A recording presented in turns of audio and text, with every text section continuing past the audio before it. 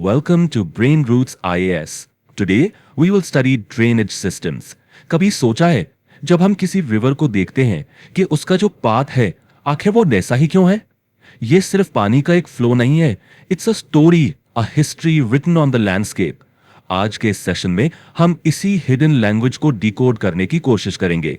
So the big question is a river's path just a random chance, एक coincidence, या इसके पीछे कोई हिडन कोड है, एक प्रॉपर साइंटिफिक लॉजिक काम कर रहा है? Let's find out. अब इस कोड को क्रैक करने के लिए we need to think like geologists. हमें जियोलॉजिस्ट के पर्सपेक्टिव से देखना होगा जो अर्थ के सरफेस और उसके नीचे के स्ट्रक्चर्स को स्टडी करते हैं. जियोलॉजिस्ट जब किसी रिवर सिस्टम को एनालाइज करते हैं, दे प्राइमरीली यूज टू अप्रोचेस. ये उनका टूल किट है जिससे वो रिवर की पूरी स्टोरी को पढ़ते हैं. ओके, सो पहला है डिस्क्रिप्टिव अप्रोच.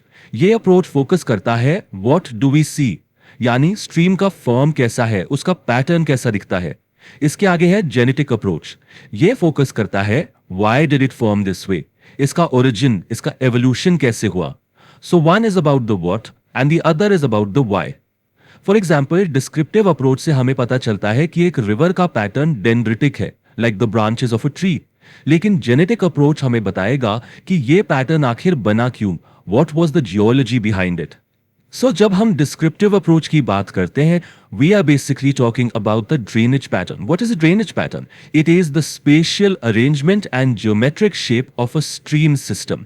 आसान भाषा में ये रिवर का एक यूनिक सिग्नेचर है, जैसे डेंड्रिटिक पैटर्न हो गया या ट्रेलिस पैटर्न. डेंड्रिटिक, जैसा मैंने बताया, पेड़ की ब्रांचेस जैसा दिखता है और ये वहां बनता है जहां अंडरलाइंग रॉक स्ट्रक्चर यूनिफॉर्म हो. दूसरी तरफ ट्रेलिस पैटर्न एक जाली जैसा होता है जिसमें स्ट्रीम्स एक दूसरे के पैरेलल बहती हैं. ये आमतौर पर फोल्डेड रॉक स्ट्रक्चर्स वाले एरियाज में मिलता है. और जब हम जेनेटिक अप्रोच की बात करते हैं तो हम स्टडी करते हैं ड्रेनेज सिस्टम को. Now this is different. This is the origin and development of streams through time. ये रिवर की लाइफ स्टोरी है कि वो कैसे ओरिजिनेट हुई, कैसे इवॉल्व हुई over millions of years. It's the complete autobiography of the river, shaped by geology and history. So, आखिर ये रिवर की स्टोरी लिखता कौन है? What determines this story? इसके पीछे दो मेन फैक्टर्स काम करते हैं. पहला फैक्टर है nature of the initial surface and slope, यानी जब लैंडफॉर्म बना तो उसका इनिशियल स्लोप कैसा था.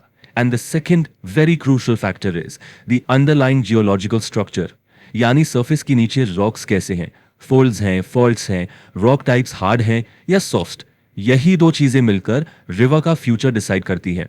सिंपल एग्जांपल से समझें, हिमालयन रिवर्स स्टीप स्लोप की वजह से डीप गॉर्जेस बनाती हैं, व्हाइल द सेम रिवर्स जब प्लेन्स में आती है तो स्लो हो जाती है और मियांडर करने लगती हैं.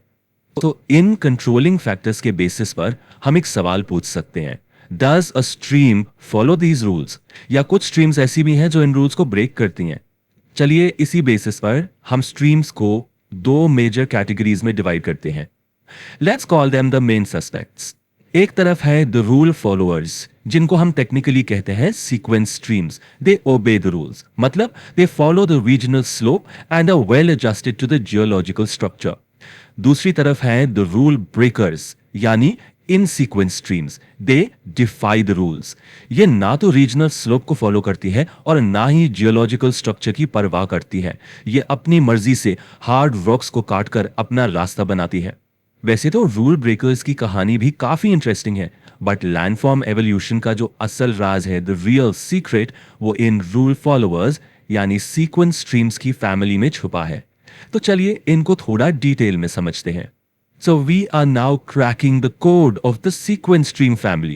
इस फैमिली का हर मेंबर हमें लैंडस्केप की इवोल्यूशन की एक अलग कहानी बताता है. चलिए एक एक करके इस फैमिली के मेंबर्स को देखते हैं. Step 1, consequence streams. ये फैमिली की सबसे पहली स्ट्रीम्स है. They are the first to develop on a new land surface, और ये इनिशियल स्लोप को ही फॉलो करती हैं. Most of the rivers of peninsular India, like Godavari, Krishna, Kaveri, are classic examples of consequent streams. Step 2, subsequent streams. ये consequent streams के बाद develop होती हैं. ये smart होती हैं. ये hard rock से बचकर weaker rock beds को follow करती हैं. Step 3, Obsequent streams, ये थोड़ी rebellious लगती हैं because they flow in the opposite direction to the original consequent stream. And finally, step 4, resequent streams. ये consequent stream की ही direction में flow करती है, but they develop at a much later stage and at a lower level. तो अब आप समझ रहे होंगे, हर स्ट्रीम, चाहे वो कॉन्सिक्वेंट हो, सब्सीक्वेंट हो या कोई और, ये सब मिलकर उस रीजन की जियोलॉजिकल हिस्ट्री का एक चैप्टर लिख रही हैं. It's not just water, it's the flow of time itself captured on the land. तो इस पूरी एनालिसिस का फाइनल टेक अवे क्या है? What is the core message we should remember? The conclusion is simple yet profound. A river's path isn't just a line on a map, it's a story of geological history written in water. ये एक dialogue है between slope, rocks and time. तो next time जब आप किसी river को देखें तो उसे सिर्फ एक रिवर की तरह मत देखिएगा. कोशिश करिएगा उसकी स्टोरी को पढ़ने की. सोचिएगा, what story will you see? Will you see the discipline of a consequent stream or the smartness of a subsequent stream? What story will that landscape reveal to you? If you found this lecture helpful, like, share and subscribe to the channel.